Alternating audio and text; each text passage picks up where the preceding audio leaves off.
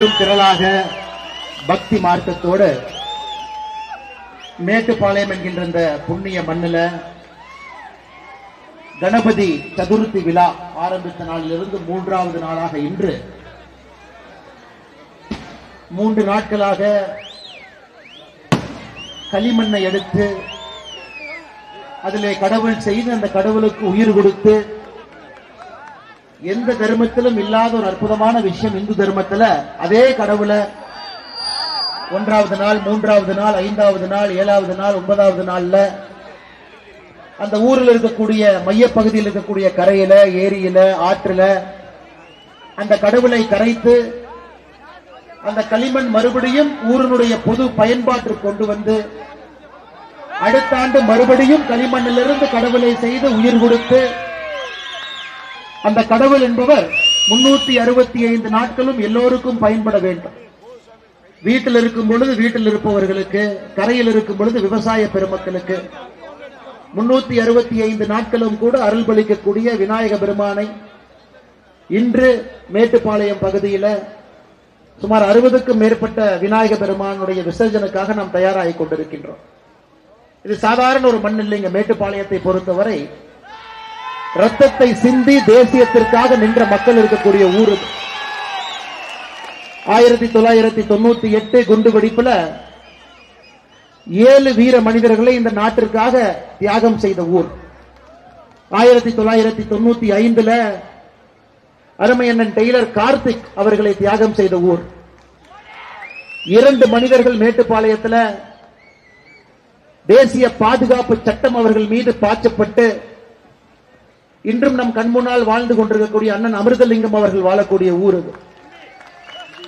அதையெல்லாம் தாண்டி இந்த பகுதியில் எப்பொழுதும் கூட நெஞ்சுரத்தோடு நிமிர்ந்து நிற்கக்கூடிய இந்து சொந்தங்கள் இருக்கக்கூடிய அற்புதமான ஒரு தேசிய பகுதியாக தமிழகத்தில் எப்பொழுதும் கம்பீரத்தோடு நிற்கக்கூடிய ஊர் நம்முடைய மேட்டுப்பாளையம். இந்த மண்ணிற்கு எப்பொழுது வந்தாலும் கூட பெருமைதான். இன்று நம்முடைய இந்து முன்னணி சார்பாக நடக்கக்கூடிய இந்த விழாவிலே உங்களோடு சேர்ந்து நானும் பங்கெடுத்துக் கொண்டிருக்கின்றேன். 1980 நம்முடைய இந்து முன்னணி அமைப்பு தமிழகத்தில் ஏற்படுத்தப்பட்ட பொழுது வீரத்துறவி ராமகோபாலன் ஐயா அவர்கள் ஒரு வார்த்தை சொன்னாங்க. தமிழகத்தில் வருகின்ற காலத்தில் ஒரு பஞ்சாயத்திலும் கூட குறைந்தபட்சம் ஒரு விநாயக பெருமானுடைய விசர்ஜனை நடைபெற வேண்டும் என்று சொன்னார். இன்னைக்கு திரும்பி பார்க்கும் பொழுது 25,000 பஞ்சாயத்து எல்லாம் தாண்டி லட்சக்கணக்கான விநாயக பெருமக்கள், பெரிய விநாயகராக 10 அடி, கைப்பிடி விநாயகராக வீட்டில் ஒரு மஞ்சத்தூளில் தண்ணீரை கலந்து அதிலிருந்து வரக்கூடிய விநாயகராக பட்டி தொட்டி எல்லாம் ஐயா வீரத்துறவி ராமகோபாலன் அவருடைய கனவை நாம் நனவாக்கி விட்டோம். இந்து முன்னணி தொடர்ந்து அறத்தின் வழியில மக்களுக்காக ஒரு தர்ம குரலாக ஒலித்துக் கொண்டிருக்கிறது. சமீபத்தில் மதுரையில இந்து முன்னணி அவர்கள் காடேஸ்வர சுப்பிரமணியன் அவர்கள் மாநில தலைவர், எல்லா நிர்வாகிகள் தொண்டர்கள் எல்லாம் இணைந்து நம்முடைய பாரத நாடே திரும்பி பார்க்கும் அளவுக்கு ஒரு முருகனுக்கு மாநாடு எடுத்து நம்முடைய தமிழகத்தை எல்லாம் பெருமைப்படுத்தி இருக்கின்றார். அந்த முன்னணி இந்து முன்னணியினுடைய அன்பு சொந்தங்களுக்கெல்லாம் என்னுடைய மாலை வணக்கத்தை, சிறப்பு வணக்கத்தை தெரிவித்துக் கொள்கின்றேன்.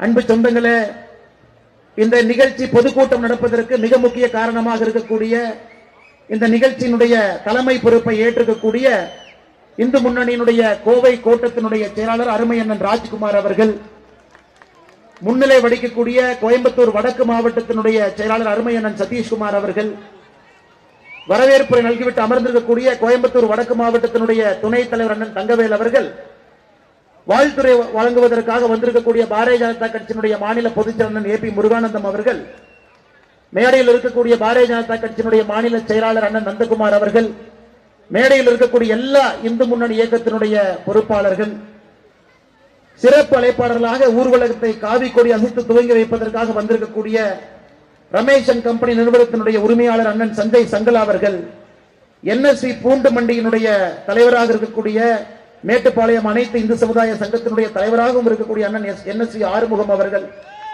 சாய் சிருஷ்டி அமைப்பினுடைய தலைவராக இருக்கக்கூடிய அண்ணன் மனோகரன் அவர்கள், ஜிவி இன்டர்நேஷனல் ஹோட்டலுடைய உரிமையாளர் அண்ணன் மாதையன் அவர்கள், MJJ வெஜிடபிள்ஸ் அதனுடைய உரிமையாளர் MJJ மணி அவர்கள், ஜெய்ஹிந்த் டிரான்ஸ்போர்ட் அண்ட் சாரா இன்ஃப்ரா அதனுடைய உரிமையாளர் அருமை சகோதரர் ரஞ்சித் அவர்கள், இங்கு மிக முக்கியமாக வந்திருக்கக்கூடிய அன்பு சகோதர சகோதரிகள், தாய்மார்கள் எல்லோருக்கும் மறுபடியும் என்னுடைய வணக்கத்தை தெரிவித்துக் கொள்கின்றேன். அன்பு சொந்தங்களை, எதற்காக இந்த ஊர்வலம் தேவைப்படுகிறது? காவல்துறைக்கு தொந்தரவு கொடுப்பதற்காகவா? இல்ல விநாயகர் சதுர்த்தி ஆரம்பித்த நாளிலிருந்து ஒரு பந்தல்லும் ஒரு காவல்துறை நிற்கணும், இரவு நேரத்தில் ஒரு காவல்துறை, பகல் நேரத்தில் ஒரு காவல்துறை, ஊர்வலம் செல்வதற்கு ஒரு வண்டியில காவல்துறை, போகின்ற பாதையெல்லாம் ஆயிரக்கணக்கான காவல்துறை, அவர்கள் நிற்க வைப்பதற்காக நாம் ஊர்வலம் நடத்துகின்றோமா? தமிழகத்திலே இந்த நிலைமை கொண்டு வந்ததற்கு காரணம் யார்? எல்லா ஊரிலும் கூட அமைதியாக எந்தவித அடக்குமுறையும் இல்லாமல் நடைபெறக்கூடிய விநாயகர் சதுர்த்தியினுடைய ஊர்வலம் தமிழகத்தில் மட்டுமே ஒரு புதிய விநாயகர் சிலையை ஒரு ஆண்டு புதிதாக வைக்க வேண்டும் என்றால் 1008 கட்டுப்பாடுகளை தாண்டி ஒரு விநாயகர் சிலையை கொண்டு வந்து வைக்க வேண்டும். 2021 திராவிட முன்னேற்ற கழகத்தினுடைய ஆட்சி வந்த பிறகு அந்த ஆண்டு உங்களுக்கு ஞாபகம் இருக்கும். விநாயகர் சிலை செய்கின்ற இடத்துல பிரச்சனை, கடையில வித்தா பிரச்சனை, வாங்கினா பிரச்சனை, வீட்டுல வச்சா பிரச்சனை, விசர்ஜனம் கொண்டு செல்வதற்கு பிரச்சனை. அதையெல்லாம் தமிழக மக்கள் கடுமையாக எதிர்த்து படிப்படியாக திராவிட முன்னேற்ற கழக அரசுக்கு பாடம் புகட்டி தமிழகத்தில் இந்துக்களுடைய குரல் மிக வலிமையாக ஒலிக்கும். அதை அடக்க நினைத்தால், அது அடக்குமுறையாக மாற்ற நினைத்தால், அது மக்கள் அவருடைய கோபத்திற்கு எந்த அரசாக இருந்தாலும் கூட ஆளாக வேண்டும் என்பதை கடந்த 4 ஆண்டுகளாக அதை காட்டிக் கொண்டிருக்கின்றோம். 2026 தேர்தலுக்காக நாம் எல்லோரும் கூட ஆர்வமாக காத்துக் கொண்டிருக்கின்றோம். தமிழகத்தில் நம்மை அடக்கக்கூடிய குரலை ஒலிக்க வேண்டும், ஒடுக்க வேண்டும், சாமானிய மனிதர்கள் நிம்மதியாக இருக்க வேண்டும் என்பதற்காக காத்துக் கொண்டிருக்கின்றோம். இன்னைக்கு விநாயக ஊர்வலத்தை பொறுத்தவரை அரசினுடைய அடக்குமுறை தொடர்ந்து கொண்டிருக்கிறது. ஒரு சிலையை வைப்பதற்கு 1008 கேள்விகளுக்கு பதில் சொல்ல வேண்டியிருக்கு. நான் எப்பொழுதும் கூட காவல்துறையின் மீது பழிச்சொல்லை சொல்லக்கூடிய மனிதன் அல்ல. காவல்துறையை பொறுத்தவரை கைகள் கட்டப்பட்ட துறையாக, அரசனுடைய பேச்சை கேட்க வேண்டிய துறையாக மாறி இருக்கின்றார்கள். அது தவறு காவல்துறையின் மீது இல்லை. காவல்துறையை பொறுத்தவரை கம்பீரமாகத்தான் இருக்கிறார். ஆனா அரசு என்னை காவல்துறையை ஏவல் துறையாக மாற்ற முயற்சித்து நிறைய பிரச்சனைகள் இருக்கு. அதனால் இந்த ஆண்டு காவல்துறை நண்பர்கள் அவர்கள் கடினமான பணிச்சுமை தான் நாம சொல்லிட்டு போயிடலாம். ஆனா காவல்துறையை பொறுத்தவரை இரவு நேரத்தில், பகல் நேரத்தில் கடினமான பணிச்சுமை. ஆட்சிகள்லாம் மாறி காட்சிகள்லாம் மாறும் பொழுது மிக அமைதியாக எந்தவித அடக்குமுறையும் இல்லாத ஒரு விநாயகர் சதுர்த்தி ஊர்வலத்திற்காக நாம் எல்லாம் காத்துக் கொண்டிருக்கின்றோம். மகாராஷ்டிராவில் 1,50,000 மும்பையில மட்டும், மகாராஷ்டிரால மும்பையில மட்டும் 1,50,000 விநாயகர் சதுர்த்தி அன்னைக்கு 9 நாட்கள்ல விநாயகரை விசர்ஜனை செய்யறாங்க. 1,50,000. எங்கேயாவது பிரச்சனை நடக்குதா? எங்கேயாவது அடக்குமுறை நடக்குதா? காவல்துறை இவ்வளவு கிடுக்குப்பிடி போடுறாங்களா? எங்கேயும் கிடையாது. ஏன்னா பிள்ளையார் சிலையை உடைச்சவங்க தான் இன்னைக்கு ஆட்சியில் இருக்கிறாங்க. பிள்ளையாரை பிடிக்காதல்ல அவங்களுக்கு. பிள்ளையார் சிலையை உடைத்து தப்பித்தவரை ஆட்சியில் அமர்ந்திருக்கின்றார்கள். 2021 அடக்குமுறை ஆரம்பிச்சாங்க, இன்னும் பார்த்துக் கொண்டிருக்கின்றார்கள். இதெல்லாம் நீங்க கவனிக்கணுங்கம்மா, கேட்கணும். ஏன்னா பாலகங்காதர திலக் அவர்கள் 1893 இது போன்ற கூட்டங்களை எல்லாம் எழுச்சி பேரணியாக மாத்தினார். பிரிட்டிஷ் காலகட்டத்தில் 1893 விநாயகர் பந்தலை அரசியலாக மாற்றியது நம்முடைய திலகர் அவர். அரசியல் இன்னைக்கு இருக்கிற மாதிரி கேடுகட்ட அரசியல் இல்லைங்க. மக்கள் சக்தியாக அந்த அரசியலை மாற்றி ஆங்கிலேயர்களுக்கு எதிராக குரலை உயர்த்த வைத்து ஒரு விநாயகர் பந்தலையும் கூட தேசபக்தி எழுச்சியை கொண்டு வந்து அன்று ஆரம்பித்த அந்த போராட்டம் இன்றும் நடந்து கொண்டிருக்கிறது.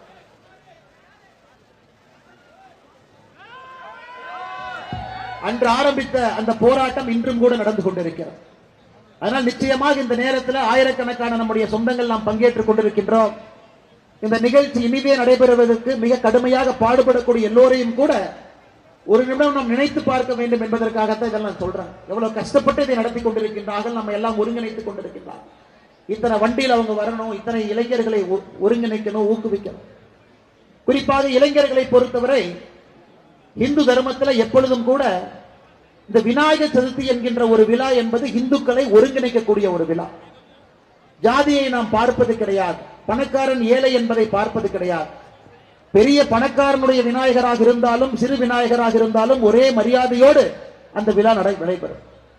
இன்னைக்கு நம்முடைய சமுதாயத்தில் ஜாதிகளை எல்லாம் தாண்டி நாம் ஒருங்கிணைக்க நினைப்பது இது போன்ற விழாக்கள் மூலமாகத்தான். இதை பல பேர் பயன்படுத்துறார். விநாயகர் சதுர்த்தி விழா என்பது எல்லோரையும் ஒன்றாக ஒரே நேர்கோட்டு பாதையில கொண்டு வந்துச்சு. அதை இந்த ஆட்சியாளர்களுக்கு பிடிக்கல. இந்துக்கள் ஒன்று சேர்வது தமிழகத்தில் திராவிட முன்னேற்ற கழக அரசு ஆபத்தாக நினைக்கிறாங்க. 2024 ஆகஸ்ட் மாசத்துல பாருங்க ஐயா, பழனியில முருகருக்காக ஒரு மாநாடு. முருகருக்காக மாநாடு யார் நடத்தணும்னா முருகனை கும்பிடுறவங்க நடத்தணும். ஆனா 2024 நடத்தப்பட்ட மாநாடு திராவிட முன்னேற்ற கழக ஆட்சி அந்த மாநாடு நடத்தினாங்க. ஒரு மாநாட்டின் மீது முருகன் மீது உண்மையாலுமே பக்தி இருந்தால் அந்த மாநாட்டை அரசே நடத்துறாங்க. முதலமைச்சர் நேரடியா போய் பங்கேற்கணும். முதலமைச்சர் பங்கேற்கல. முதல் நாள் காணொலி வாயிலாக அந்த நிகழ்ச்சியில பங்கேற்கிறார். இரண்டாவது நாள் நிகழ்ச்சியில உதயநிதி ஸ்டாலின் காணொலி வாயிலா பங்கேற்கிறாங்க. பழனியில போன வருடம் ஆகஸ்ட் மாதம் நடைபெற்ற அனைத்துலக முருகர் மாநாடு. அந்த மாநாட்டினுடைய தீர்மானத்தை படிச்சு பார்த்தா நீங்களே சிரிப்பீங்க. 21 தீர்மானம் அரசு போட்டிருக்கிறாங்க. 8வது தீர்மானம், இந்து அறநிலைத்துறை அவர்கள் பகுதியில் இருக்கக்கூடிய திருக்கோவில்ல மாணவ செல்வங்களை எல்லாம் வரவழைத்து கந்த சஷ்டி கவசத்தை படிக்க வைக்கணுமா. அதை பாருங்க, எவ்வளவு ஆச்சரியம் பாருங்க. அதாவது 8வது தீர்மானம், இந்து அறநிலைத்துறை கோவில்கள் எங்க இருக்கோ அங்கே மாணவ செல்வங்களை அழைத்து கந்த சஷ்டி கவசம் பாராயணம் பாடுவதற்கு நாம் வாய்ப்படுத்தி கொடுக்க வேண்டும் என்று. ஆனா அந்த விழாவை முக்கிய விருந்தினர்களாக வரக்கூடியவர்களுக்கு சனாதன தர்மத்தை ஒழித்து கட்ட வேண்டும். சனாதன தர்மம் என்பது டெங்கு போகும்போது கொசு மாறி அதையெல்லாம் மிதிக்கணும். ஒரு பக்கம் பேசலாம். இன்னொரு பக்கம் இந்துக்களுடைய வாக்கு வங்கி வேண்டும், நம்ம ஆன்டி இந்தி கவர்மெண்ட் சொல்லிடக்கூடாது என்பதற்காக இது போற நாடகம். 2024 ஆகஸ்ட் மாதத்திற்கு பின்பு, இன்னைக்கு சரியா ஒரு வருஷம் ஆகுங்க. ஒரு வருஷம் ஆக போது, முடிய போது. ஒரு வருடத்துல எங்கேயாவது இந்து அறநிலைத்துறை அவர்களாக மாணவ செல்வங்களை அழைத்து கந்த சஷ்டி கவசம் எங்கேயாச்சும் படிக்க வச்சாங்களான்னு கேளுங்க.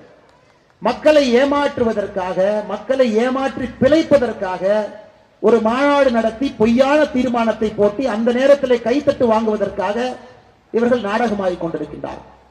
இதைவிட கொடுமை இன்னொன்று இருக்குதுங்க. செப்டம்பர் 10ஆம் தேதி, வருகின்ற செப்டம்பர் 10ஆம் தேதி பம்பாவில் சபரிமலை ஐயப்பன் இருக்கக்கூடிய பகுதியில் கேரள கம்யூனிஸ்ட் அரசு அவங்க ஒரு மாநாடு நடத்துறாங்க. அனைத்துலக சபரிமலை ஐயப்பன் மாநாடு. இது பாருங்க எப்படி இருக்கு. எல்லா திருடர்களும் ஒன்னா சேர்றாங்க. இங்க முருகனுக்கு மாநாடு திராவிட முன்னேற்ற கழகம். சபரிமலை பம்பையில இந்த செப்டம்பர் 10ஆம் தேதி சபரிமலை ஐயப்பனுக்கு மாநாடு நடத்துவது கம்யூனிஸ்ட் அரசு. கம்யூனிஸ்ட் அரசு. கேரளாவில் இருக்கக்கூடிய பாரதிய ஜனதா கட்சியும் அங்க இருக்கக்கூடிய நம்முடைய இந்து சொந்தங்களும் ஒரே வார்த்தை தான் சொன்னாங்க, மாநாடு நடத்துறதே தப்பு. இந்த மாநாட்டுக்கு முக்கிய விருந்தினர் ஒருத்தர் கூப்பிட்டிருக்காங்க. அவங்க யாருன்னா சாட்சா தமிழ்நாட்டினுடைய முதலமைச்சர் மு.க. ஸ்டாலின் அந்த மாநாட்டினுடைய முக்கிய விருந்தினர். பாரு எப்படி திருடர்கள் ஒரே மேடையில ஒன்னா சேர்றாங்க. அங்கே சொன்னார்கள், மு.க. ஸ்டாலின் அவர்கள் கேரள மண்ணில செப்டம்பர் 10ஆம் தேதி காலை வைப்பதற்கு நாங்கள் விட மாட்டோம். எங்களை தாண்டி எங்களின் மீது நடந்து இந்த சபரிமலை மாநாட்டினுடைய மேடை பந்தலுக்கு தமிழ்நாட்டினுடைய முதலமைச்சர். காரணம் என்னன்னா, சனாதன தர்மத்தை பற்றி நான் பேசியதும் தவறு, விநாயகர் சிலையை நாங்கள் எங்களுடைய தந்தையார் அவங்கள உடைச்சதும் தவறு, என்னுடைய மகன் சனாதன தர்மத்தை பற்றி பேசியது தவறுன்னு சொல்லிட்டு நீங்க மேடை ஏறுங்க, இல்லாட்டி எங்களின் மீது நீங்கள் ஏற வேண்டி வரும். எப்பவுமே இந்த திராவிட கட்சிகளை பொறுத்தவரை எதிர்த்து நின்னீங்கன்னா ஓடிடுவாங்க. நாம பவ்யமா சாதாரணமா அமைதியாக நிற்கும் வரைக்கும் தான் நம்ம மேல ஏறி நிற்பாங்க. உடனே மு.க. ஸ்டாலின் அவர்கள் ஒரு பெல்கி அடிச்சு, இவரா செப்டம்பர் 10ஆம் தேதி தமிழ்நாட்டில் அரசு நிகழ்ச்சி இவரே அவருக்கு ஏற்படுத்தி கொண்டு, அன்னைக்கு நான் பிஸியா இருக்கேன், என்னால வர முடியாது, எனக்கு பதிலாக பிடிஆர் அவர் அனுப்பி வைக்கிறேன். இன்னைக்கு தமிழ்நாட்டில் நம்ம அண்ணன் பிடிஆர் பழனிவேல்ராஜன் அவர்கள் தான் பக்கரா, கோயில் ஆடு வெட்டுமா பிடிஆர் அனுப்பு, எப்படி இருந்தாலும் 2026 அந்த ஆட்டு அனுப்புறது தான். ஆனா இன்னைக்கு பிடிஆர் அவர்களை பொறுத்தவரை அவர் இன்னைக்கு அந்த மாநாட்டுக்கு செப்டம்பர் 10ஆம் தேதி பம்பைக்கு போறாரு. என்ன ஆகுதுன்னு எனக்கு தெரியாது. அவர் இவரே எஸ்கேப் இவரை கோர்த்து விட்டார். எதற்காக இதெல்லாம் சொல்லுகின்றேன் என்றாலுங்க, நமக்கு பக்கத்து மாநிலத்தில் எப்படி அரசியல் இருக்கிறது என்பதையும் நாம் உணர்ந்து கொள்ள வேண்டும். இன்னைக்கு இந்துக்கள் எல்லாம் ஒருங்கிணைந்து விட்டார்கள், வலிமையடைந்து விட்டார்கள். இந்து என்கின்ற வாக்கு வங்கி இந்தியாவிலே உருவாகிவிட்டது என்பது தெல்ல தெளிவாக தெரிகிறது. அதை நோக்கி ஒரு அரசியல் கட்சியும் படையெடுக்கிறாங்க, வேஷம் போடுறாங்க, மாநாடு நடத்துறாங்க. இன்னைக்கு மதுரையில எத்தனையோ பேர் மாநாடு நடத்திட்டாங்க. சமீபத்தில் யாரு மாநாடு நடத்தினாங்கன்னு உங்களுக்கு தெரியும். ஆனா மதுரையிலே எத்தனை மாநாடு நடத்தினாலும் சரித்திரத்திலே இந்து முன்னணியினுடைய முருகர் மாநாடு மட்டும்தான் நிற்கும். கட்டுக்கோ லட்சக்கணக்கான மனிதர்கள் மாநாடு நடைபெறுவதற்கு முன்பு வந்து ஆறுபடை முருகனையும் தரிசனம் செய்துவிட்டு போயிருக்கிறாங்க. அன்னைக்கு மட்டும் குறைந்தபட்சம் 7.5 லட்சம் பேர் மாநாட்டுக்கு வந்து பார்த்துட்டு அமைதியாக அவங்களே வீட்டில் கிளம்பி. ஆச்சரியம் பாருங்க, இந்து முன்னணி நடத்தக்கூடிய முருகர் மாநாட்டுக்கு எல்லாம் தமிழ்நாட்டை பொறுத்த வரைக்கும் அரசியல்வாதிகளுக்கு பெருமை என்னன்னா, தீபாவளிக்கு பொங்கலுக்கு ஒரு நடிகருடைய படம் ரிலீஸ் ஆனா 100 கோடி வசூலாச்சா, 50 கோடி வசூலாச்சா? தீபாவளிக்கு பொங்கலுக்கு டாஸ்மார்க்ல எவ்வளவு வசூலாச்சு? ஆனா முருகர் மாநாடு நடத்தப்பட்ட மதுரையில அங்க சுத்தி இருக்கக்கூடிய டாஸ்மார்க் கடையில ₹1 கூட வருமானம் அதிகரிக்கவில்லை. என்ன சொல்றாங்க? எப்படிப்பட்ட கூட்டம் நம்மோடு இருக்கின்றார்கள், எப்படிப்பட்ட மனிதர்கள் நம்மோடு இருக்கின்றார்கள். இதெல்லாமே பாடம். தமிழகத்தில் இருக்கக்கூடிய அரசியல்வாதிகளுக்கு, நிறைய அரசியல் கட்சிகளுக்கு இது ஒரு பாடம். கட்டுக்கோப்பாக இந்து மக்கள் எப்படி இருப்பார்கள், அவருடைய நடவடிக்கை எப்படி இருக்கும் என்பதற்கு நல்ல ஒரு பாடம். அவங்களே மாநாடு முடிச்சுட்டு ஒரு மாநாடு நடத்துனீங்க, 1 லட்சம் சேர் போட்டீங்கன்னா குறைந்தபட்சம் ஒரு 600-700 சேர் உடையும், 1000 சேரே உடையும். இந்த மாநாட்டில் அவ்வளவு லட்சக்கணக்கான சேர் போட்டு ஒரு சேர் உடையல. மக்களே வந்து சேர் எடுத்து வச்சுட்டு போறாங்க, மக்களே அதை சுத்தம் பண்ணிட்டு போறாங்க. வீட்டுல கட்டு சாதத்தை கட்டிவிட்டு வந்து அவர்களே சாப்பிட்டு பொறுமையா போறாங்க. இது போன்ற ஒரு ஆட்சியாளர்களுக்காக, ஆட்சிக்காக தமிழகம் காத்திருக்கிறது. ஆட்சியாளர்கள் எப்படிப்பட்டவர்கள் வர வேண்டும், மக்களை எப்படி மதிக்க வேண்டும் என்று. மக்கள் எப்படி மதிக்கிறதுனா இன்னொன்று சொல்றாங்க. இன்னைக்கு உங்களுடன் ஸ்டாலின் அப்படின்னு அங்கங்க எல்லாம் ஒரு போர்டு வச்சிருக்கிறாங்க, எல்லாம் வாங்க வாங்கன்னு சொல்லிட்டு. இந்த ஹோட்டலுக்கு வெளியே நிப்பாங்கல்ல, அண்ணே வாங்கினே வாங்கின, தோசை இருக்கு, இட்லி இருக்கு அப்படின்னு. அவங்களே இந்த உங்களுடன் ஸ்டாலின் ஒண்ணு போட்டுட்டு ஆள் இல்லாத கடையில டீ ஆத்துற மாதிரி 4 பேர் டீ ஆத்திட்டு இருக்காங்க. அங்க போய் எந்த அப்ளிகேஷன் கொடுத்தாலும் வேலையெல்லாம் நடக்காதுன்னு உங்களுக்கு தெரியும், எனக்கும் தெரியும். ஆனா இன்னைக்கு சிவகங்கையில அடுத்த லெவலுக்கு போயிட்டாங்க. வாங்கினதெல்லாம் பண்டில் பண்ணி எடுத்து வைகை ஆத்துல போட்டு கிளம்பி போயிட்டே இருந்தாங்க. எதுக்கு பெட்டிஷனை வாங்கி அதை படிச்சு அதுக்கு ஒரு நம்பரை போட்டு யாரப்பா இதெல்லாம் சால்வ் பண்ணுவாங்க? தமிழகத்தினுடைய ஆட்சியினுடைய நிலைமை இப்படித்தாங்க இருக்கு. அதையெல்லாம் கூட இங்க இருக்கக்கூடிய சொந்தங்கள் நீங்கள் உற்று கவனித்துக் கொண்டிருக்கின்றீர்கள் என்பதை முழுமையாக நான் நம்புகின்றேன். அருமை சொந்தங்களே, இது மட்டும் இல்லைங்க, நாம் இன்று நன்றாக புரிந்து கொள்ள வேண்டும். இந்த பத்திரிகையில கூட நம்முடைய இந்து முன்னணியினுடைய அமைப்பாளர்கள் நண்பர்கள் மிக முக்கியமான விஷயங்களை நமக்கு சொல்லியிருக்கிறாங்க. இந்து தர்மத்தை பொறுத்தவரை நமக்கு முன்னாடி இருந்தவங்க பேணி காத்து நமக்கு கொடுத்துட்டு போயிருக்கலாம். நாம் இதை பேணி காத்து நம்முடைய சந்ததியருக்கு கொடுக்கும். நம்முடைய முன்னோர்கள் நமக்காக அவ்வளவு கோயிலை கட்டாங்க, அவர்களுக்காக கோயில் கட்டலைங்க. ராஜராஜ சோழன் அவருக்காக, குடும்பத்துக்காக அவ்வளவு பெரிய கோயில் கட்ட வேண்டிய அவசியம் இல்லை. ராஜேந்திர சோழன் கங்கை கொண்ட சோழபுரத்தில் அவ்வளவு பெரிய கோவில் கட்ட வேண்டிய அவசியம் இல்லைங்க, ஏரி கட்ட வேண்டிய அவசியம் இல்லை. அவர்கள் கட்டியதெல்லாம் வருங்கால சந்ததியர் கட்டியது. இன்னைக்கு பாருங்க, 1986 தமிழகத்துல திருக்கோவில்களுக்கு கீழே இருக்கக்கூடிய சொத்து வெறும் நிலம் மட்டுமே 5.5 லட்சம் ஏக்கர் இருந்த நிலம் இன்னைக்கு 4,78,000 ஏக்கர் தாங்க இருக்கு. காணாம போயிடுச்சு. 1 லட்சம் ஏக்கர் கிட்டத்தட்ட இந்து அறநிலைத்துறை கீழ் இருக்கக்கூடிய கோவில் சொத்து 1986 இருந்து கணக்கு போடுங்க, இன்னைக்கு 39 வருஷம். 39 ஆண்டுகள்ல 1 லட்சம் ஏக்கர் நிலத்தை சராசரியாக நாம் தமிழகத்துல இந்த ஆட்சியில இழந்திருக்கின்றோம். கோவில காணோம். திருச்செந்தூர்ல மட்டுமே ரொம்ப ஆச்சரியம் என்னன்னாங்க, ஆயிரக்கணக்கான பசுவை கோயிலுக்கு கொடுக்கிறார். கடைசியாக நடத்தப்பட்ட ஆய்வின்படி 11,000 மாட்டை காணோம், கொடுத்த மாட்டை காணோம். இதெல்லாம் இப்ப சமீபத்தில் பேப்பர்ல பார்த்த புதுக்கோட்டையில ஒரு கோவில்ல ஒரு உண்டியல் வச்சிருக்கிறாங்க. மக்கள் சரி சாமி இருக்கிறாங்கப்பா, 10 ரூபாயா 1 ரூபாயா போட்டாங்க. ரொம்ப நாள் கழிச்சுதான் மக்களுக்கு தெரிஞ்சது அது கோயில் உண்டி இல்ல, பக்கத்து வீட்டுல திமுக கார வச்ச உண்டி. அதை ஜோக்கல் அடிக்கலீங்க. புதுக்கோட்டையில் இப்பதான் கைது பண்ணி உண்டியல மட்டும் இல்ல, அந்த உண்டியல வச்ச திமுக காரன் இப்பதான் கைது பண்ணாங்க. எப்படி எல்லாம் யோசிக்கிறாங்க பாருங்க, எப்படி எல்லாம் யோசிக்கிறாங்க பாருங்க. ஒரு பக்கம் நிலத்தை காணா, ஒரு பக்கம் மாட்டை காணா, வடிவேல் என்ன சொன்ன மாதிரி கிணத்தை காணாங்கிற மாதிரி மாட்டை காணா. புதுக்கோட்டையில அடுத்த லெவலுக்கு போயிட்டாங்க. நாமளே ஒரு கோயிலை உருவாக்குனா மக்களுக்கு குழப்பம். மக்களுக்கு இது அறநிலைத்துறை கோவிலா, தனியார் கோவிலா, இல்ல இது ஆகம சாஸ்திரத்தின்படி இருக்கிற கோவிலா, இல்ல உள்ளூர் மக்கள் கோவிலா? உண்டியல் வைத்து இத்தனை ஆண்டு காலமாக வசூல் பண்ணி யாரோ அதை கண்டுபிடிச்சு கம்ப்ளைண்ட் கொடுத்து புதுக்கோட்டையில ஒருத்தர் கைது பண்ணிருக்கிறாங்க. அதற்கு நாம் இன்று கேள்வி கேட்கணும். 1 லட்சம் ஏக்கரை 39 வருஷத்துல இழந்துட்டோம்னா இன்னும் மிச்சம் இருக்கிறது 4,78,000 ஏக்கர். நம்முடைய பேர குழந்தை கேட்கும். இன்னைக்கு ஒருத்தர் மதுரையில சொல்றாரு, அங்கிள் அங்கிள். அங்கிள்கிட்ட அவர் கேட்க வேண்டிய கேள்வி இதான கேட்கணும். அங்கிள்கிட்ட அவர் கேட்க வேண்டிய கேள்வி, 1 லட்சம் ஏக்கர் கோவில் நிலத்தை காண அங்கிள், எங்க அங்கிள் போச்சுன்னு கேட்கணும். அதை விட்டுட்டு அங்கிள்கிட்ட எதோ கேள்வி அந்த அங்கிள் கேட்டுட்டு இருக்கார். 2 பேரும் அங்கிள் தான், யாருல வந்து இளைஞர் எல்லாம் 2 அங்கிள் மாத்தி மாத்தி அவர்களுக்குள்ள இந்த அங்கிள் இவர் கேட்கிறாரு, இந்த அங்கிள் அவர் கேட்கிறாரு. இதை கேட்க வேண்டிய கடமை நமக்கு இருக்கு. 2 அங்கிள் ஒதுங்கி போங்க, இந்த 1 லட்சம் ஏக்கருக்கு முதல் எங்களுக்கு அக்கௌண்ட் கொடுங்க. அடுத்து பாருங்க, 17,000 கோவில்ல ஒரு கால பூஜை கிடையாது. ஒரு கால பூஜை இன்னைக்கு இந்து அறநிலைத்துறை இருக்கக்கூடிய மொத்தம் 4,78,000 ஏக்கர் காணாம போன ஏக்கர்லாம் விட்டுட்டு 4,78,000 ஏக்கர் சம்பாதிக்கக்கூடிய சொத்துக்களின் மூலமாக வெறும் 300 கோடி ரூபாய். திருப்பதி ஏழுமலையான் உங்களுக்கு தெரியுங்க ஐயா, திருப்பதி ஏழுமலையான தமிழ்நாட்டில் உங்களுக்கு இத்தனை கோயில் 46,000 கோயிலை சேர்க்கிறேன். திருப்பதி ஏழுமலையான சமீபத்தில் ஸ்டேட் பேங்க் ஆஃப் இந்தியா மதிப்பீடு செய்தாங்க. ஏழுமலையான் கோவிலுடைய சொத்து என்ன, வங்கியில எவ்வளவு இருக்கு, தங்கம் எவ்வளவு, இந்தியால 970 இடத்துல ப்ராப்பர்ட்டி வச்சிருக்கிறாங்க, தமிழ்நாட்டில் கோயில் வச்சிருக்கிறாங்க. 2,50,000 கோடி ரூபாய் திருப்பதி ஏழுமலையானுடைய மொத்த மதிப்பு. கோவில் சொத்து, வங்கியில் இருக்கக்கூடிய பணம், 970 இடத்துல அவர்கள் இருக்கக்கூடிய 2,50,000 கோடி.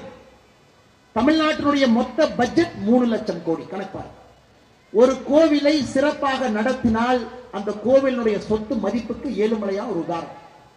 தமிழ்நாட்டில் 4,78,000 ஏக்கரும் சேர்ந்து போன ஆண்டு தமிழக மக்களுக்கு கோவில் மூலமாக வந்த வருமானம் வெறும் 300 சில்லற கோடி, 330 கோடி ரூபாய் சராசரியா வந்துச்சுங்க. ஏன் கோவில் நிலத்தை போய் பார்த்தீங்கன்னா நல்லா பாருங்க, ஆர்டிஐ போட்டு பாருங்க. திமுக காரங்க ஒரு கடை கட்டி இருப்பான், 99 வருஷத்துக்கு லீஸ் போட்டு எடுத்திருப்பாங்க. ஒரு மாதத்திற்கு வாடகை 1 ரூபாய் இருக்கக்கூடிய கட்டடங்கள் இருக்கு. ஒரு மாதத்திற்கு வாடகை. அதான் கேள்வி கேட்கணும். அந்த சொத்துக்களை மீட்கணும், நியாயமான வருமானத்தை பெருக்கணும். 6 கால பூஜை நடத்துவதற்கு நாமளே எல்லாம் செஞ்சிடலாங்க. யாருகிட்டையும் போய் கை கட்டி நிற்க வேண்டாம். முறையாக தமிழகத்தில் இருக்கக்கூடிய 46,000 கோவிலை பராமரித்தால் தமிழ்நாட்டுக்கு பட்ஜெட் போடலாம், மத்தியான உணவு திட்டத்துக்கு பணம் கொடுக்கலாம். இன்னைக்கு காலையில இப்ப பாருங்க, இன்னைக்கு காலையில போய் காலை உணவு திட்டத்துக்கு முதலமைச்சர் உட்கார்றார். ஒரு அல்வா ஒரு பக்கம், நமக்கு காலை உணவு திட்ட மாணவர்களுக்கு உப்மா. இன்னைக்கு இவங்க திராவிட மாடல் ஆட்சி, திராவிட மாடல் ஆட்சி வளர்ந்துருச்சுன்னு சொல்லி கடைசியாக உப்மா கிண்டி நம்முடைய சொந்தங்களை, குழந்தைகளை ஸ்கூல்ல போய் உப்மா சாப்பிட வைத்திருப்பதுதான் இவருடைய ஆட்சியினுடைய சாதனை இத்தனை ஆண்டு காலமா.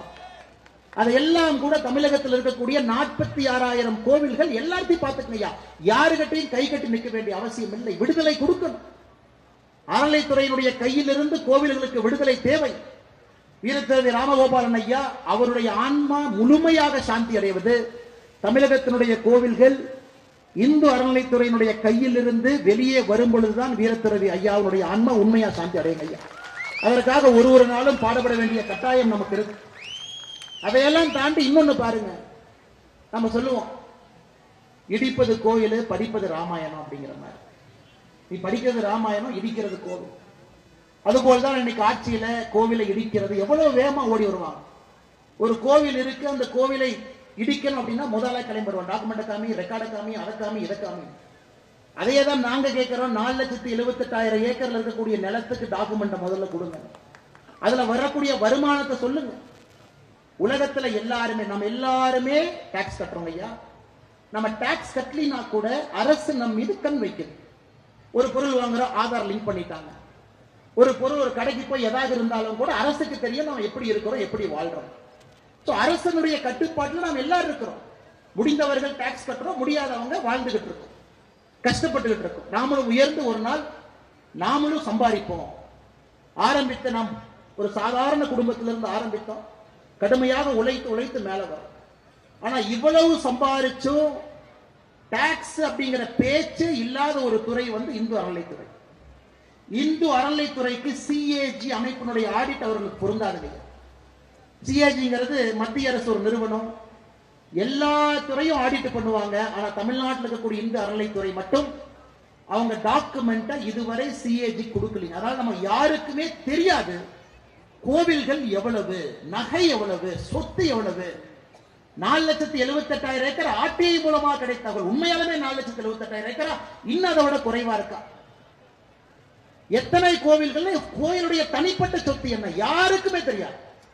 ஏனென்றால் தமிழகத்தில் இந்து அறநிலைத்துறை பொறுத்தவரை சிஏஜி என்கின்ற அமைப்பு ஆடிட்டிங் நடத்தப்படவில்லை. எவ்வளவு சொத்துனே தெரியாது இல்லையா? ஆனா நமக்கு வீட்டு வரையில் முதலா கிளம்பி வருவான் பாருங்க. இந்த பில்டிங் இப்படி கட்டின, வீட்டுல முன்னாடி இழுத்து இருக்கிற, வீட்டு வரி நீ கொடுக்கணும். குடிசை வீடா இருந்தாலும் வீட்டு வரி போட ஆரம்பிச்சிட்டாங்க. யாரா இருந்தாலும் வீட்டு வரி கொடுக்கணும். ஆனா நம்முடைய பொது சொத்தாக இருக்கக்கூடிய கோவில்ல என்ன வரி என்பதற்கு யாருக்கும் தெரியாது. அதையும் இந்து முன்னணி அமைப்பினர் என்ற கேள்வியா கேட்டிருக்கிறார். முதல்ல ஆடிட்டிங் பண்ணுங்க, சொத்தினுடைய தகவலை கொடுங்க, மக்களுக்கு தெரியட்டும். அவர்கள் முன்னோர்கள் கட்டிய கோவிலுடைய மதிப்பு என்ன, எவ்வளவு பொருள் உள்ள இருக்கு, எவ்வளவு தங்கம் இருக்கு. இது பேச பேச தங்கத்தை உருக்க ஆரம்பித்திருக்கின்றார். தங்கத்தை உறுதி என்ன பண்றேன்னா அதுல வர்ற வருமானத்தை வச்சுதான் அரசு நடத்துறது. இதை விட வெட்கக்கேடான செயல் இந்தியால எங்கேயுமே கிடையாது. பீகார்ல அவன் தங்கத்தை உருக்கிறது கிடையாது, உத்தரப்பிரதேச தங்கத்தை உருப்பது கிடையாது, ஜார்க்கண்ட்ல அவன் தங்கத்தை உருக்கிறது, பட்டினிச்சாவி நடக்கக்கூடிய மாநிலத்தில் கூட கோவிலுடைய தங்கத்தை உருக்குவது கிடையாது. தமிழகத்துல மட்டும்தான் கோவிலுடைய தங்கத்தை உருக்குறாங்க. அது தங்கத்தை உருக்கின கணக்கு கிடையாது. எவ்வளவு தங்கத்தை உருக்குனீங்க தெரியாது. உருக்கின தங்கம் எந்த பேங்க்ல வச்சிருக்கிறீங்க சொல்லல. அதுல வட்டி எவ்வளவு வருது தெரியாது. அந்த பணத்தை எதற்கு பயன்படுத்துறீங்க தெரியாது. ஆனா நம்மளை ஏமாற்றுவதற்கு ஒரு முருகர் மாநாடு. சேகர் பாபு பாத்தீங்கன்னா அந்த அரசின் மீது கோபம் அதிகமாச்சுன்னா சேகர் பாபுனுடைய தாடி பெருசாயிட்டு இருக்கும். மக்களுக்கு நீங்க பாத்துக்கலாம், சேகர் பாபு அந்த தாடி சைஸ வச்சு ஓ அப்ப திமுக அரசு பிரச்சனையில் இருக்கு. ஏன்னா அப்பதான் ஆன்மீகவாதியார் மாறுவார். ஐயப்ப முன்னாடி போய் நிப்பாரு, அழுவாரு. அதை 2 ஆங்கிள் போட்டோ பிடிச்சு சோசியல் மீடியால போடுவாங்க. இந்து அறநிலையத்துறை அமைச்சர் போய் கோயில் அழுகுறாரு பாருங்க. இதெல்லாம் நீ நல்லா உத்து கவனிக்கணும், எவ்வளவு ஆழமான அரசியலை செய்து கொண்டிருக்கின்றார். ஆனா இந்திய இந்து அறநிலையத்துறை அமைச்சர் சேகர் பாபு அவர்கள், நீங்களும் நானும் சாதாரணமா எங்கேயாச்சும் போய் திருச்செந்தூர் கியூல நிற்போம்.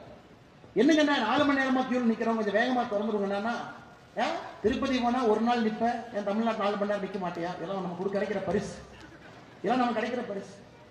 அதனால் நீங்கள் நன்றாக உன்னிப்பாக நீங்கள் கவனிக்க வேண்டும் அன்பு சொந்தங்களே. 2026 நம்முடைய தேர்தலை பொறுத்தவரை தமிழகத்தில் ஒரு மாற்றம் வேண்டும். நீங்க அதை தீர்மானம் பண்ணணும்.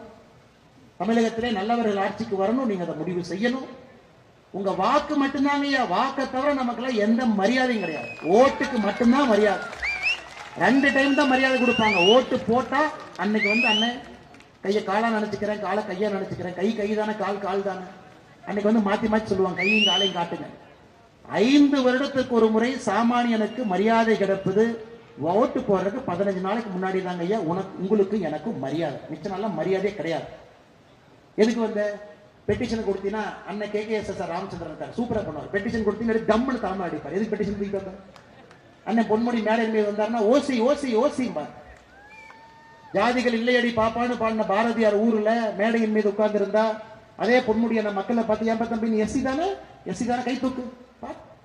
ஏதோ இவர்கள் பிச்சை போட்டு நாம் படிப்பதை போல் அதெல்லாம் நீங்க நல்லா கவனிச்சுங்க. அந்த கடைசி 1 வருஷ டிராமா அதை விட்டுருங்க. இது சினிமா நடிகர் மேக்கப் போட்டு இப்படி குத்துனா 4 பேர் பறக்கிற மாதிரி எல்லா டிராமாவும் இந்த 1 வருஷம் பண்ணுவாங்க.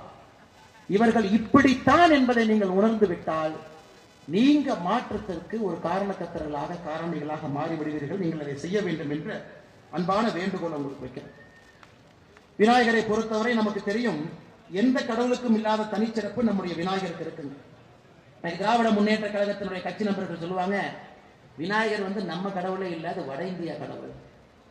அது ரிக் வேதம், யஜூர் வேதம், சாம வேதம், அதர்வண வேதத்துல தான் சொல்லியிருக்கிறாங்க, இங்க சொல்லவே இல்லை. அவர்களுக்கு யாராவது போய் நம்முடைய அவ்வை பாட்டி விநாயகர் அகவல் 1400 ஆண்டுகளுக்கு முன்பு விநாயகருக்காக விநாயகர் அகவல் எழுதினாங்க. 1400 ஆண்டுகளுக்கு முன்பு அதுல சொல்றாங்க, விநாயகரை பார்த்து சொல்றாங்க, பாலும் தெளி தேனும் பாகும் பருப்பும் இவை 4ம் கலந்து உனக்கு நான் அளிப்பேன். இந்த 4ம் நான் உங்களுக்கு கொடுக்கிறேன். பால் கொடுக்கிறேன், தேன் கொடுக்கிறேன், சர்க்கரை பாகு கொடுக்கிறேன், பருப்பு கொடுக்கிறேன். இந்த 4ம் கொடுக்க வேண்டிய கடமை எனக்கு இருக்கு. கோலஞ்சை துங்க கரிமுகத்து மாமணியே, எனக்கு நீ திரும்ப என்ன கொடுக்க போறீங்கன்னா 3 சங்கத்தமிழையும் திருப்பி கொடு. இயலிசை நாடகம் 3 எனக்கு கொடு விநாயகரே, நாங்க 4 உனக்கு தர்றோம். அதனால்தான் ஒரு எளியவர் வீடு யார் வீடாக இருந்தாலும் கூட இந்த 4ம் நம்மளால கொடுக்க முடியும். ஒரு பால விநாயகர் கொடுக்கலாம், தேனை கொடுக்கலாம், சக்கரை பாவை நாமளே செஞ்சு கொடுக்கலாங்க, பருப்பு கொடுக்கலாம், விநாயகருக்கு பிடித்தது. இது 4ம் நான் கொடுக்கின்றேன். எனக்கு நீங்க சங்கத்தமிழ் 3ஐயும் கொடுங்க, இயலிசை நாடகத்தை சொல்லிக் கொடுங்க. அதனால்தான் நம்முடைய ஒரு குழந்தையும் படிப்பதற்கு முன்பு முதல்ல போடுற கையெழுத்து விநாயகர் கையெழுத்தை போட்டுட்டு தான் நம்ம ஆரம்பிப்போம். ஒரு புதிய விஷயத்தை ஆரம்பிப்பதற்கு முன்பு விநாயகரை வைத்தது ஆரம்பிப்போம். படிக்க வேண்டும் என்றால் விநாயகருடைய பாடலை பாடித்தான் குழந்தைய படிக்க ஆரம்பிக்கும். அப்படிப்பட்ட ஒரு பெருமை விநாயகருக்கு இருக்கு. எளியவர்கள் யாராக இருந்தாலும் வலியவர்கள் யாராக இருந்தாலும் இந்த ஒரு கடவுளை பொறுத்தவரை சமமாக எல்லோரும் கொண்டாடலாம். இன்னொரு தனிச்சிறப்பு பாருங்க, ஒரு களிமண் எடுத்து அந்த களிமண்ல விநாயகர் செய்யறோம். அந்த களிமண்ணுக்கு உயிர் ஊட்டுகின்றோம், வீட்டில் வச்சு உயிர் ஊட்டுகின்றோம். அதே உயிர் கொடுத்த கடவுளை நாமளே எடுத்துட்டு போய் ஊர்னுடைய புதரத்துல கரைக்கிறோம். எந்த ஒரு தர்மத்தில் இது போல் இருக்கும் பாருங்க. அதே உயிர் கூட்டப்பட்ட கடவுளை நாம பொது இடத்துல நாம போய் விசர்ஜனம் பண்றோம். ஏன்? இந்த கடவுள் வீட்டில் இருக்கும் வரை நமக்கு பயன்படுவார். பொது இடத்துல ஏரி குளத்துல போய் கடவுளை விசர்ஜனம் செய்யும் பொழுது ஊர் ஏரி குளத்துல ஏரியில களிமண் சேர வேண்டும். களிமண் சேர்ந்தா தாங்க ஐயா தண்ணி நிற்கும். தண்ணி நின்னா தான் விவசாயம் தலைக்கும். அதனாலதான் ஒரு ஊரிலும் ஏரி குளம் இருக்கணும், விநாயகரை கரைக்கணும், களிமண்ணை கொண்டு வரணும் கீழ். அதற்காக எவ்வளவு அற்புதமான ஒரு தத்துவத்தை இந்த விநாயகர் சதுர்த்தியில நம்முடைய முன்னோர்கள் கொண்டு வந்திருக்கிறாங்க பாருங்க. ஆனா இன்னைக்கு நம் கண் முன்னால் இருக்கக்கூடிய கேள்வி ஏரிகளுடைய நிலைமை. எத்தனையோ இடத்துல விநாயகர் சதுர்த்தி நடப்பதற்கு முன்பு அரசு லாரியை கொண்டு வந்து தண்ணி ஊற்றி அப்படி லைட்டா தண்ணி ஏற்றிடுவாங்க. விநாயகர் மூழ்கும் அளவுக்கு மட்டும் தண்ணீர் இருக்கும். அதன் பிறகு விநாயகர் அவர்கள் மூழ்ந்த பிறகு உள்ளே களிமண் எல்லாம் சேர்ந்த பிறகு காலையில ஜேசிபி கொண்டு வந்து அந்த மண்ணை தோண்டுவாங்க. இதற்கு காரணம் நாம் இல்லைங்க, நாம ஏரி இருக்கிற இடத்துல தான் நாம கரைக்க முடியும். விவசாயம் தோற்று விட்டது, ஏரி குளங்கள் அரசு சரியாக பராமரிக்கவில்லை என்பதற்கு இதைவிட சான்று என்ன வேணும்?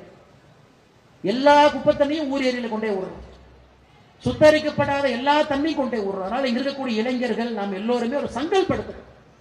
இன்னைக்கு விநாயகருக்கு நாம் கொடுக்கக்கூடிய மரியாதை, இவ்வளவு சிறப்பாக விமர்சையாக விநாயகரை எடுத்து சென்று கரைப்பதற்காக நாம் காட்டக்கூடிய அந்த சங்கல்பம் நம் ஊரினுடைய ஏரியை பாதுகாப்பதற்கு நாம் காட்ட வேண்டும் என்கின்ற அன்பான வேண்டுகோள் வைக்கிறேன். அது நம்முடைய பொறுப்புங்க. அரசெல்லாம் தோத்துட்டாங்க ஐயா. அரசு தோத்தனாலதான் ஏரி இல்லாம வாழ்ந்து கொண்டிருக்கின்றோம். நாம் இன்னைக்கு ஒரு சங்கல்பம் எடுக்கணும். நம்ம ஏரி இளைஞர்கள் இத்தனை பேர் நாம் இருக்கிறோம். வருஷத்துக்கு நான் 15-20 நாள் கொடுத்து நம்ம ஏரியை சுத்தம் பண்ணுவோம். கொடி செடி எல்லாம் புடுங்கி போடுவோம். ஜேசிபி நாங்களே வாடகை கொண்டு வந்து தோண்டி ஆழப்படுத்துவோம். மழை வரும்போது தண்ணீரை தேக்குவதற்கான வசதிகளை ஏற்படுத்துவோம். ஒரு மழை பெய்யும் பொழுது அந்த ஏரியில முதல் வருஷம் தண்ணி தேங்காது, நிலத்துல நீர் இருப்போம். ஆனா 3 ஆண்டுகள்ல ஏரியில தண்ணி வந்து அதை சுத்தப்படுத்தி மண்ணை தோண்டி சரியாக பராமரித்தால், அந்த ஏரிக்கு தண்ணி வரக்கூடிய பாதைகளை எல்லாம் சரிப்படுத்தி விட்டால் 3 ஆண்டுகள்ல நிச்சயமாக நம் கண் முன்னால் தண்ணி நிற்கும். அதை நாம மேட்டுப்பாளையத்தில் செய்யணும். நாம் எல்லோரும் ஒருங்கிணைத்து அதை செய்தி காட்டணும். நகராட்சி, மாநகராட்சி, அரசு, இந்த ஆபீசர் அந்த ஆபீசர் அதை விடுங்க. சம்பளத்துக்கு தான் நீங்க பாதி பேர் வேலை செய்யறாங்க. உணர்வுக்காக வேலை செய்வர்கள் மிக குறை. அவங்க நம்ம தப்ப சொல்ல வேண்டாம். அவங்களையும் பிழிஞ்சுதான் பாதி பேர் வேண்டா வெறுப்பாகத்தான் அரசு வேலையில் இருக்கிறாங்க. இன்னைக்கு காவல்துறை கிடைக்கக்கூடிய சம்பளத்துல எவ்வளவு கஷ்டப்படுறாங்க பாருங்க. நான் காவல்துறையை சார்ந்த ஒரு மனிதன் என்பதற்காக நான் தொடர்ந்து பேசுவேன். அவ்வளவு 30,000, 40,000, 18 மணி நேரம் டியூட்டி. அதனால் நாம் இந்த வேலையை எடுத்து செய்வோம். அதற்கும் இந்து முன்னணி முன்னிற்க வேண்டும் என்பது என்னுடைய ஆசை. காரணம், இந்து முன்னணி ஒரு வேலை எடுத்தா நிச்சயமா அதை சக்சஸ் பண்ணிடுவாங்க. அவர்களுக்கு அந்த திறமை இருக்கு. ஏன்னா அவர்கள் அரசியல் கட்சியில் எதை எதிர்பார்ப்பதில்லை. எலெக்ஷன் நிற்க வேண்டும் என்கின்ற அவசியம் இல்லை. அவங்க மக்கள் பணி. இந்துக்களுக்காக பாடுபடக்கூடிய நம்முடைய இந்து முன்னணி இயக்கம் இதை ஒரு போர்க்கால அடிப்படையில் இதை எடுத்து தமிழகத்தில் ஏரி குளம் எல்லாம் சுத்தப்படுத்தி நீர் தேங்குவதற்கான வசதிகளை ஏற்படுத்தி கொடுப்பார்கள் என்ற நம்பிக்கையோடு கடுமையாக பணி செய்யக்கூடிய காவல்துறைக்கும் இந்த நேரத்தில் நன்றி தெரிவித்து, அதே நேரத்தில் மேடையில் அண்ணன் அவர்கள் சொன்னதெல்லாம் உண்மைதான். இன்னைக்கு காவல்துறையுடைய கைகள் கட்டப்பட்டிருந்தாலும் கூட பேனாக்கு ஒரு வலிமை இருக்கு. தவறு யாரு செய்தாலும் வழக்கு பதிவு செய்ய வேண்டும். தவறு யாரு செஞ்சாலும் நடவடிக்கை எடுக்கணும். அப்பதான் காவல்துறையினுடைய உடைக்கு ஒரு கம்பீரம் இருக்கும். அதையும் நிச்சயமாக நம்முடைய காவல்துறை பரிசீலித்து நடவடிக்கை எடுப்பார்கள். தவறு யார் செய்தாலும் கூட விடமாட்டார்கள். அரசியலுடைய அதிகாரத்திற்கு அடிபணிய மாட்டார்கள் என்கின்ற நம்பிக்கையோடு மேடையில் இருக்கக்கூடிய எல்லா நம்மளோட அற்புதமான தலைவர்கள் வாழ்க்கையை அர்ப்பணித்து முழுமையாக இந்து மக்களுடைய வாழ்வியல் சித்தாந்தத்திற்காக, வாழ்வு முன்னேறுவதற்காக போராடி கொண்டிருப்பவர்கள் மேடையின் மீது இருக்கின்றார்கள். நிறைய குழந்தைகள் வந்திருக்கிறாங்க. ரொம்ப சந்தோஷம். இந்த குழந்தைகள்லாம் வந்து இது போன்ற நிகழ்வுல பங்கேற்றால் மட்டும்தான் உணர்வு வரும். அதனால் குழந்தைகளை தைரியமாக இந்த நிகழ்ச்சிக்கு அழைத்து சென்று வந்த எல்லா தாய்மார்களுக்கும் மிக அமைதியாக, எந்த ஊர்லயும் அம்மா புடவை கட்டின ஒரு அம்மா அவ்வளவு எளிதாக தரையில் உட்கார மாட்டாங்க. புடவை கட்டி இருக்கிற ஒரு அம்மா அவ்வளவு எளிதாக தலையில் உட்கார மாட்டாங்க. ஆனா இந்த இயக்கத்துல நம்முடைய இந்து மக்கள், நம்முடைய சொந்தங்கள் தைரியமாக பெண்கள் வந்து தரையிலே அமர்வார்கள், குழந்தையை கூட்டிக் கொண்டு வருவார்கள். இந்த நிகழ்ச்சி நமக்காக நடக்கக்கூடிய நிகழ்ச்சி, அறத்தின் சாட்சியாக நடக்கக்கூடிய நிகழ்ச்சி என்கின்ற நம்பிக்கை வைத்து இங்க வந்திருக்கக்கூடிய எல்லா தாய்மார்களுக்கும், நம்முடைய மூத்தவர்கள், அவங்க நிறைய பார்த்துட்டாங்க, குண்டுவெடிப்பு பார்த்துட்டாங்க, கலவரத்தை பார்த்துட்டாங்க, நம்பிக்கையோடு இருக்கின்றார்கள். தமிழகத்திலே மாற்றம் வரும், நம்பிக்கையோடு இருக்கின்றார்கள். இந்து குரலுக்கு ஒரு நாள் இந்த மண்ணிலே சத்தியம் இருக்கும் என்கின்ற நம்பிக்கையோடு வந்திருக்கக்கூடிய மூத்தவர்களுக்கு, பெரும் திரளாக வந்திருக்கக்கூடிய இளைஞர்களுக்கு பொறுப்பு அதிகமாக உங்களுக்கு இருக்கிறது. யாருக்கும் இல்லாத பொறுப்பு நமக்கு இருக்கு. நாம் நடந்து கொள்ளக்கூடிய விதம், நம்முடைய பண்பாடு, நம்முடைய செயல்முறை, நாம் முன்னோடியாக இருந்து காட்ட வேண்டும். இளைஞர்கள் நீங்கள் இருப்பீர்கள், இருந்து கொண்டிருக்கின்றீர்கள் என்கின்ற நம்பிக்கை பெரும் திரளாக வந்திருக்கக்கூடிய எல்லோருக்கும், குறிப்பாக கடைகண்ணில் இருக்கக்கூடிய எல்லா அன்பு சொந்தங்கள் எல்லாம் நமக்காக இன்னைக்கு லீவ் விட்டு எல்லாம் இருக்கிறாங்க. அவர்களுக்கும் இந்த நேரத்தில் அன்பான வாழ்த்துக்களை தெரிவித்து, பாரதிய ஜனதா கட்சி என்னுடைய தாய் இயக்கம், இங்கே போராடி கொண்டிருக்கக்கூடிய பாரதிய ஜனதா கட்சியினுடைய அந்த பகுதியினுடைய நீங்கள் எல்லாம் ஏக மனதோடு முடிவு செய்து சேர்மனாக ஆக்கி இன்று முன்னாள் சேர்மனாக உங்களுக்கு பணிபுரிந்து கொண்டிருக்கக்கூடிய அருமை அண்ணன் சதீஷ் அவர்கள், மேட்டுப்பாளையம் இந்த நகர் இந்த பகுதியினுடைய ஒன்றிய தலைவராக இருக்கக்கூடிய அண்ணன் KR சரவணன் அவர்கள், மாவட்டத்தினுடைய பொதுச் செயலராக இருந்து மிக கடுமையாக சித்தாந்தத்தின் அடிப்படையில் பணி செய்யக்கூடிய விக்னேஷ் அவர்கள், மாவட்டத்தினுடைய செயலராக இருக்கக்கூடிய உமா சங்கர் அவர்களுக்கு மிகச் சிறப்பாக பணி செய்து கொண்டிருக்கின்றார்கள். தொடர்ந்து உணர்வோடு பணி செய்ய வேண்டும் என்பதை அன்போடு அவர்களுக்கு அறிவுறுத்தி, இங்க இருக்கக்கூடிய எல்லோருக்கும் நன்றி தெரிவித்து, மேடையில் இருக்கக்கூடியவர்களுக்கு எனக்கு வாய்ப்பு கொடுத்ததற்காக நன்றி தெரிவித்து என்னுடைய உரையை முடித்துக் கொள்கின்றேன். நன்றாக இந்த நிகழ்ச்சி நடைபெறட்டும், மிகச் சிறப்பாக விசர்ஜனை நடைபெறட்டும். வந்த அனைவருக்கும் மனமான